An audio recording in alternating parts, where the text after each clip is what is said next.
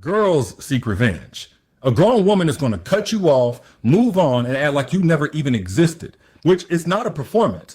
It's a promotion she's made in her maturity to the version of her that can see the clown in you behind that king costume. So if there is a reaction that you can get out of her at this point, it's laughter. Just at how comical your delusion is that she would want to come back to you after all that you put her through. In which she doesn't arrive at this point overnight. It happens in stages. Like in stage one, that's when she's still sad about your behavior or your betrayal. This is the most vulnerable version of her that's emotional, maybe crying and trying to plead with you to get things right. But then there's stage two, where that disappointment starts to set in.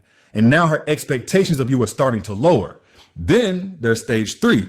That's when the audacity you have is causing her to lose all respect for you. At this point, she's going to start creating distance, maybe even leave the relationship altogether. But then in stage four, if she's committed to her healing, that's when she gets outright disgusted with you.